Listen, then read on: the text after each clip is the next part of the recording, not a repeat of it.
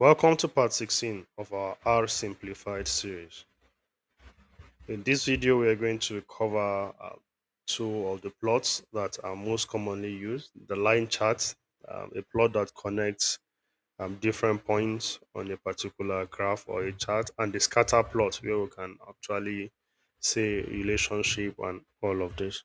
So if you're yet to watch our videos, we go to youtube.com, search for Brataverse. You can follow us, turn on your notification, and follow any of our series. Our current series is this R Simplified series, and at the end of R Simplified series, for those that are into data science, you can follow our Python made easy as well, so you can strengthen your data science skill with either R or Python. So let's get straight into it. We are going to check first the line chart. What is a line chart? It's basically or a line graph. It's a graph that has a line that connects different points, and probably you just want to show them in diagram and how they are connected. And of course, if you watch our part 15, we did a little bit of this, but we didn't explain it in details. If you want to plot a line chart in R, you need to call the plot function and you follow by the type parameter of L. So let's quickly plot our simple line chart, probably that chart that shows atomics. As simple as just calling the plot function, and we want to plot an atomic of one uh,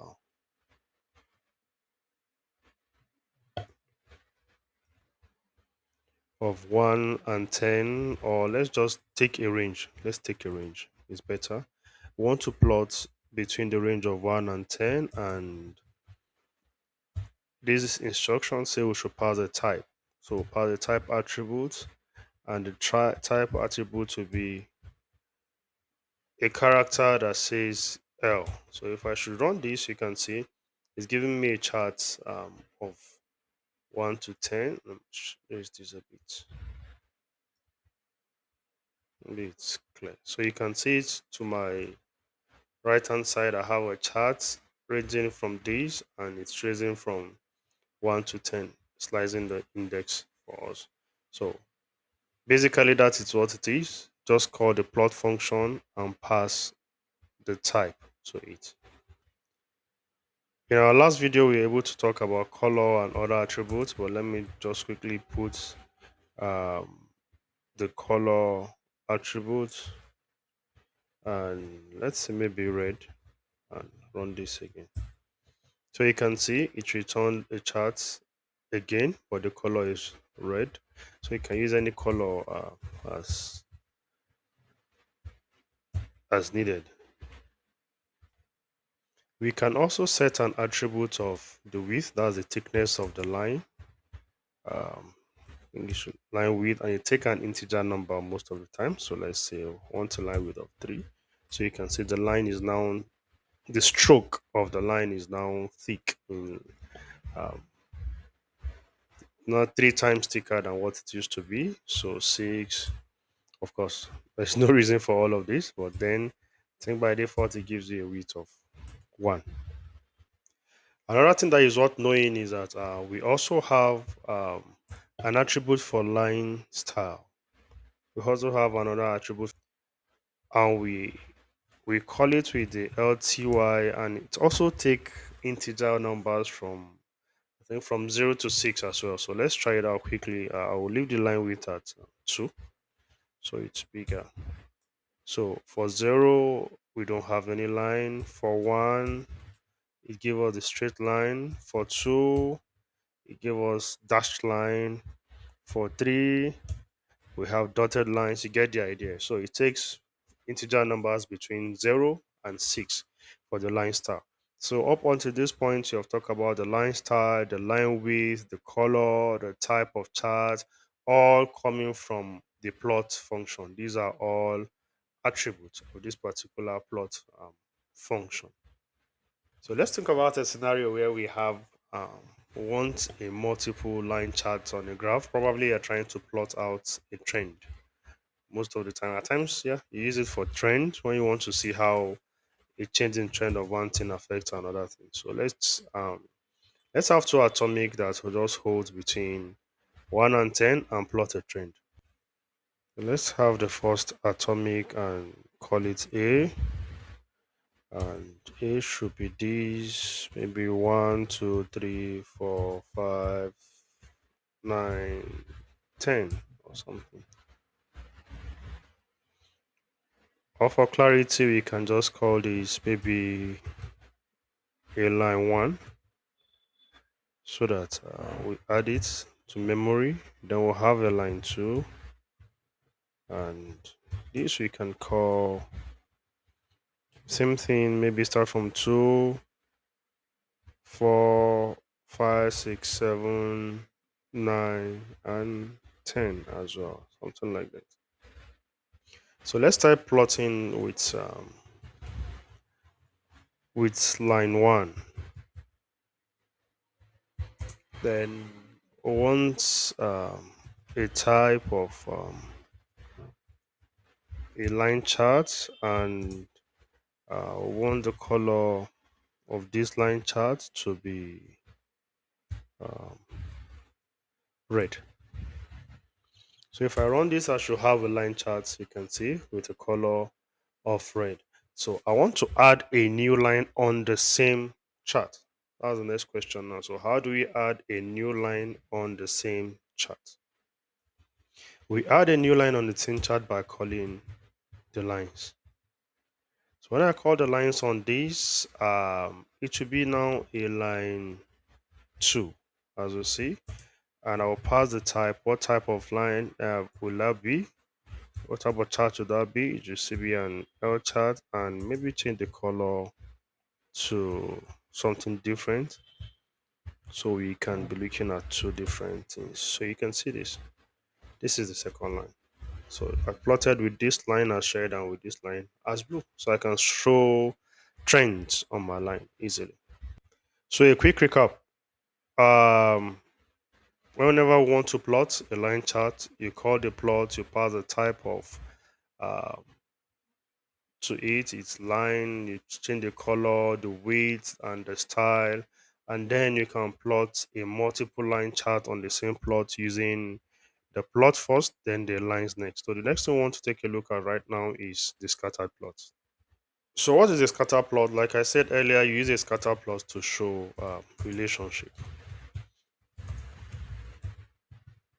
between two different vectors or collection of data, and that relationship must be of those vectors must be of same length, because this plot will end up showing you dotted points on your chart to be able to show you how this x-axis related to y-axis. Maybe um, an increase in x is always affecting that y, dependent, independent features and target. It depends on how you see them to call them. So let's plot a scattered plot showing two relationship between 2 points. Let's say we want to plot relationship between age and net worth. Probably research was done and the data came back. So we can have the age variable and an atomic of integer values, maybe 34 years old, 22 years old, 40 years old, 56 years old, and 60 years old. For example, 1, 2, 3, 4, 5. Then we have net what to be an atomic of this. Maybe for every 40 years old and 34 years old, their net worth is just 500. Just at thinking about something, 22 for 50, this is 600. And the last one is 100, just for example. So by just calling the plot on age and net um, this should automatically plot a scattered plot for me showing relationship. So you said age not found. Why is age not found? Didn't I call this? Okay, I didn't add this. And say they have both the x and y coordinates lengths differ. So don't forget, I say it must be same length. Did I make that mistake? 1, 2, 3, 4, 5. 1, 2, 3, 1, 2, 3, 4. Yes, I did. 5. So you can see we saw that at the point it's happening. So look at this. It's showing us relationship that this age, their network spread across this age. You can see network on this axis, age on that axis. So that means the first thing you pass is always the an independent, while the next one is always the dependent. That's x before y into our chart. So we can set some other attributes in this chart, and the first attribute could just be mean. And of course, by now you know what mean does. It sets a header for our chart. So let's say distribution between or relationship between age and network. So just distribution BTW just because of my time. So you can see gave us a distribution BTW. We can also set the X label and the Y label. If I want to do that, I'll just think I should break this out so we can have it clear for everybody to see. So go ahead and say X label should be equal to something, and Y label should be equal to another thing. So what's on our X axis? We can say ages. And what's our Y axis? We can say networks.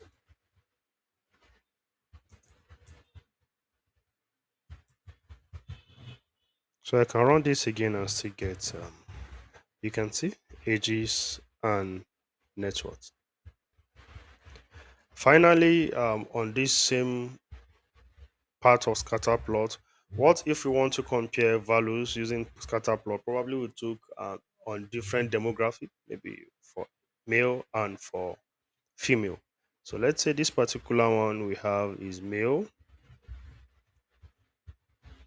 and the net worth is for males, like this.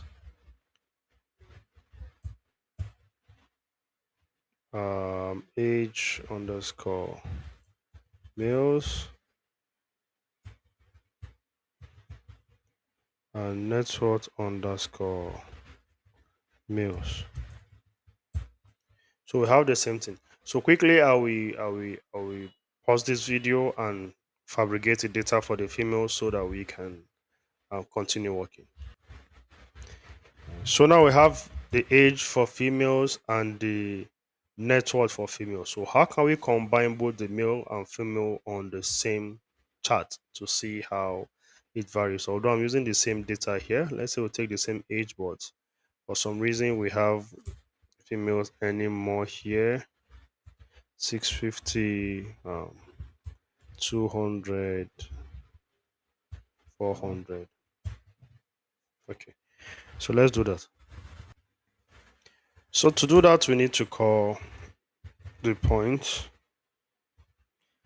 And what would the points be now? It definitely be age, um, females, and net worth females. And let's say we're setting a color. Let me set a color of um,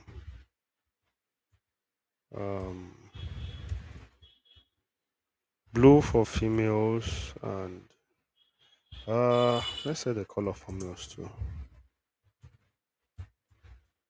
Be a color of red.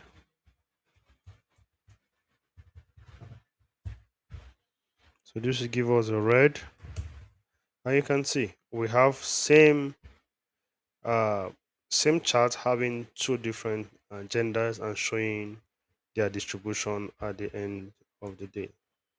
Blue for male, red for females.